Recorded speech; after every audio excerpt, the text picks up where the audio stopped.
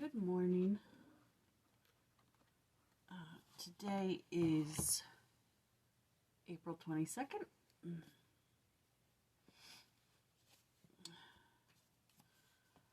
Look not on his countenance or on the height of his stature, for the Lord seeth not as man seeth. For man looketh on the outward appearance, but the Lord looketh on the outward appearance, but the Lord looketh on the heart. 1 Samuel 16:7. The Lord chose David to lead Israel, not because of his stature or intellect, but because of his heart. Likewise, in this last dispensation, the Lord chose Joseph Smith to usher in the fullness of times, not because of his power or prestige, but because of his heart. The Lord does the same with us. He sees us not as the world sees us, because he looks on the heart. He who knows everything is not deceived by externals. He who fully discerns our hearts is not fooled by appearances or glibness. He knows our past and present as well as our future, because he knows our heart. Isn't it reassuring to know that our perfect God, our all-knowing and all-loving Father, looks upon our heart, our desires, our intents, our willingness? No one else could stand in judgment. No one else could be our mediator or advocate but our merciful Lord. A little reassuring when you feel like you do nothing right. Like no matter how well I think I don't think I look good when I'm at the store, okay? I wear this shirt. But he looks on my heart, and are my intentions good when I'm at the store? Do I care for people? Sometimes no. Okay, but anyways, moving on. Today is Exodus chapter 19, verse 18 through Exodus chapter 20, verse 3. Now, in these verses, the Lord told Moses to go down to prepare the people.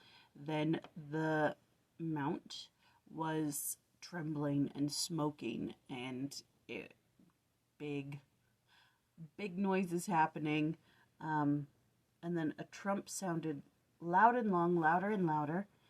And Moses called to the Lord, and the Lord said, "Come on up, Moses." And Moses went up there, and the mount is shaking. It's a big tumult. And the Lord tells Moses, "You got to go down and tell the people not to come up to the mountain. They're curious. Tell the priests not to come. Tell the people not to come. They're going to die if they touch this mountain." And Moses said, "I already told them that. You told us not to come up to the mountain. I told the people that."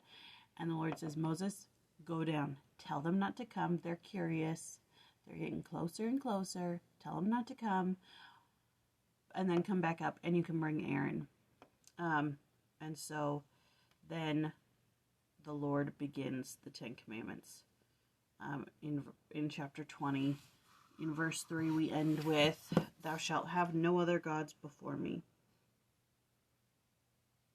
So that's where we're ending, in chapter 20, verse 3.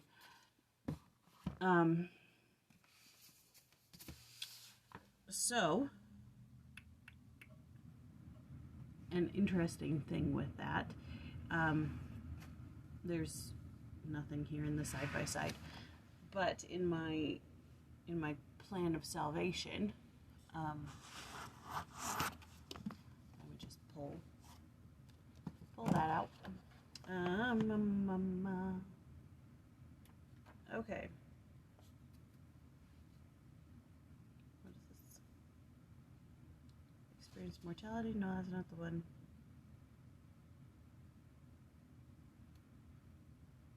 Had a progenitor. Okay.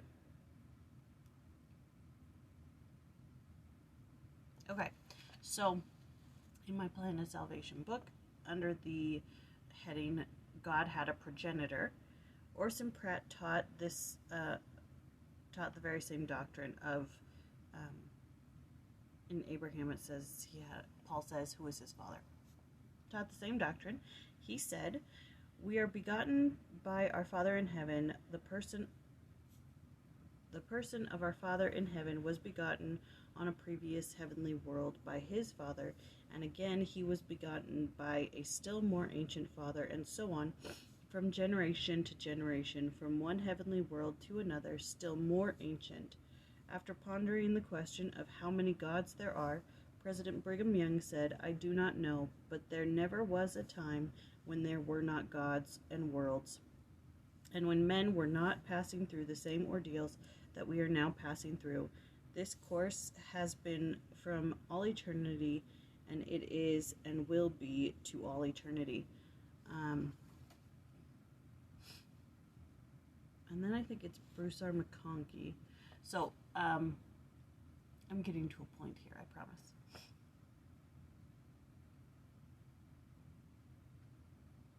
I just have to find the right one.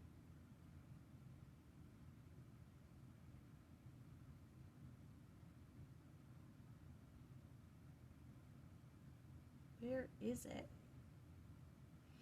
Anyways, I can't find it. I remember reading it, but anyways.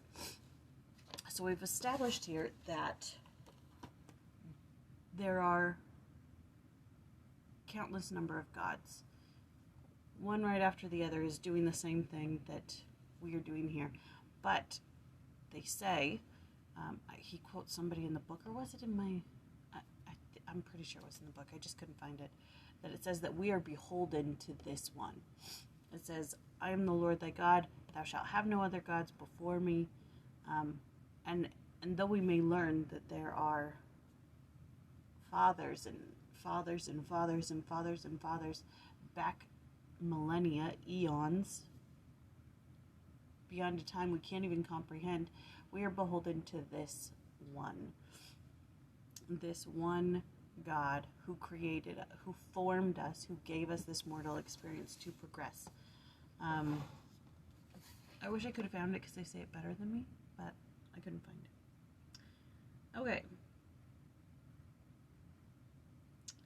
Okay, a little the Hebrew background and possible meanings of the phrase "before me" have been listed by Elias Rasmussen.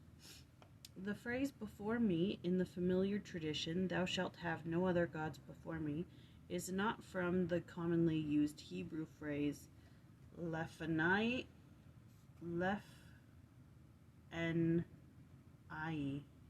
but "alpanai," which is somewhat more definite and distinct, and is used in the sense of "in front of," either to the exclusion of another, as in Deuteronomy 21:16.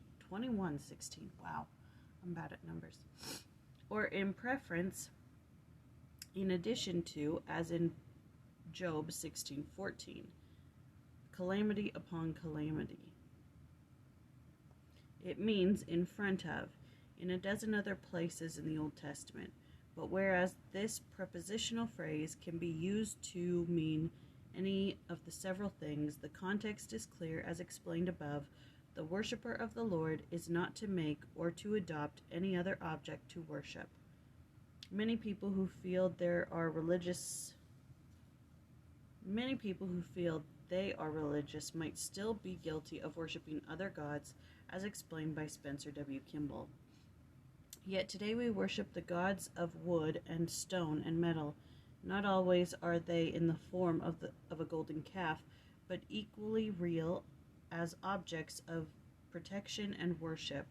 They are houses, lands, bank accounts, leisures. They are boats, cars, and luxuries. They are bombs and ships and armaments.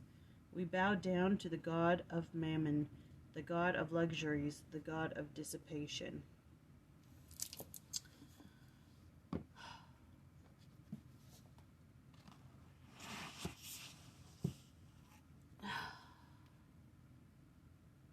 I mean, we could get into that. You know, what are the things? I think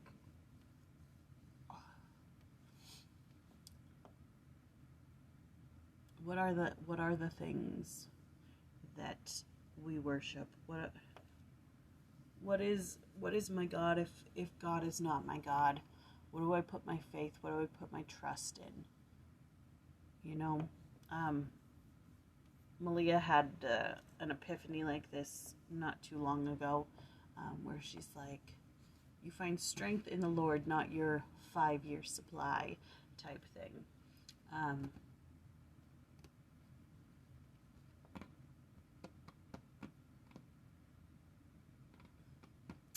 I don't know. I feel like there's something there in the fact that the mountain is experiencing this tumultuous event, and the people are creeping closer and closer, trying to see what's going on. But before Moses comes down out of the mountain, they're already worshiping a golden calf. So, I mean, I don't know. They seem so feeble in their faith, so infantile in their understanding of the Lord and his dealings. And as life is all about progression, and as I'm learning, I can see their progression and how he sets in place. He doesn't, they're so feeble in their faith and their understanding of God that he gives them these simple little steps that they have to follow.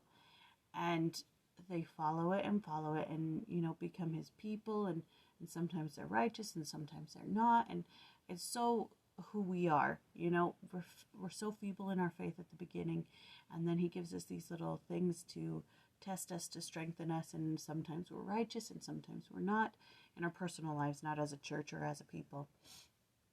And then it comes to a point where they need the higher law. Christ comes, he gives them the higher law, and they accept or reject it. And then,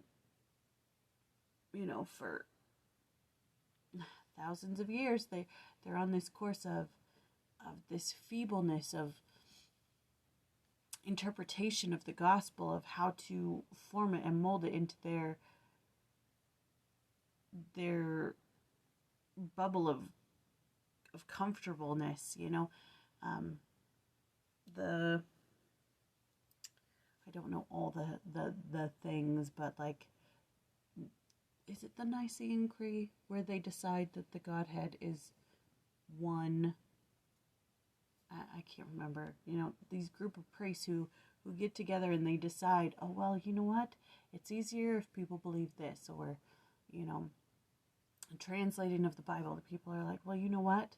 They're using, and it came to pass too much, so let's take that out. Or this, that, and the other.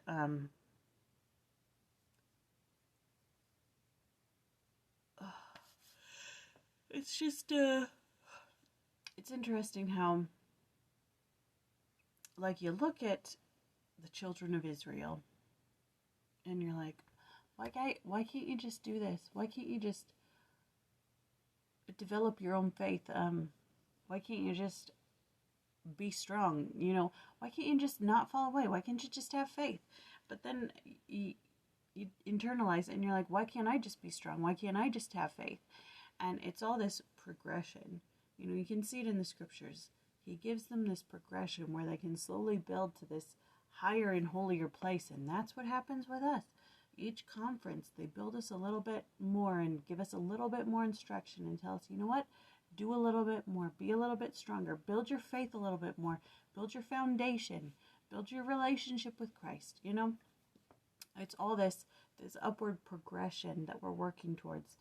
And through my study of the plan of salvation, I'm seeing that progression and how important it is. It's not just physical progression from intelligence to spirit child to mortal being to king, queen, priest, priestess, God eventually. It's a progression of what I was, this delicate intelligence.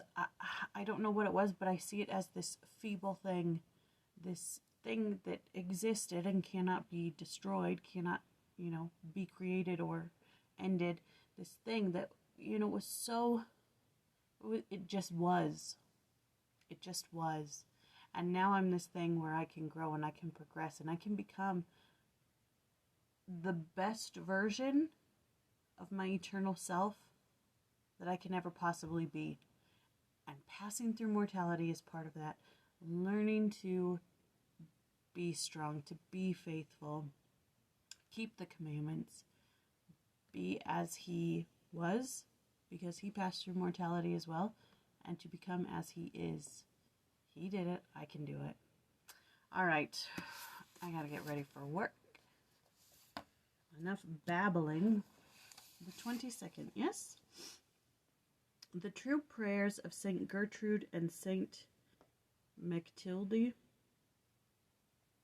Lord, I see clearly that my affection, which I have ever had, is scarcely as one drop in a vast ocean of all the seas, when compared with the tenderness of thy divine heart towards those whom I love. Therefore I cannot even by one thought wish anything other than that which thy almighty wisdom has appointed for each of them. Lord, bless thy special friends and mine according to the good pleasure of thy divine goodness. I think that's my favorite prayer. It touched me right here. I almost started crying. That was beautiful. That really was. When you say, Lord, thy will be done, let it be done to those that I love as well. The love I have for them is not but one drop in an ocean of love that you have for them. So please just bless them with what you have in store for them. Beautiful. Absolutely beautiful. All right. That was Exodus chapter 19, verse 18 through Exodus chapter 20, verse 3. And tomorrow is 4 through 14 and then 15 through 26. Little teeny tiny tidbits. All right. Love you. I gotta go to work and try to be a better human being. See you later.